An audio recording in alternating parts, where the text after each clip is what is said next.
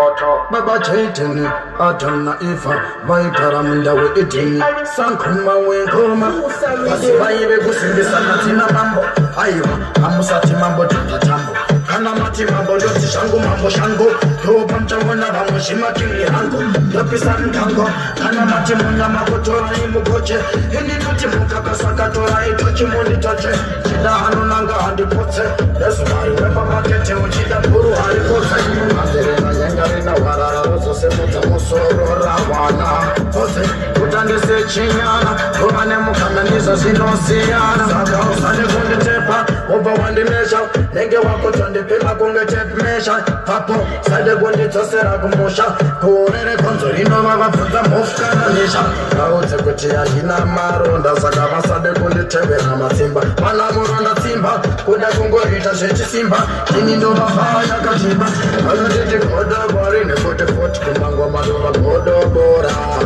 saka ndati godo iro ravo godo ndoona ndatamba kunge godo vanotiti godobori nekuti foti kumangwa madova godobora saka ndati godo iro ravo godo ndoona ndatamba kunge godo vadze kuti rest in peace musita kusvika tese musi handina nguva yekutamba mumwe wanyenda muruma kunge imbwa mpengo mupango itarebese saka ndakomhanya pachikore ngoma rakaipa usafunge ndamukomvera mutore simba vose ndizvo zvandingori ngoma ndori mhanya poto vose ndomasiya ndirigodobori nekuti foti kumangoma ndova godobora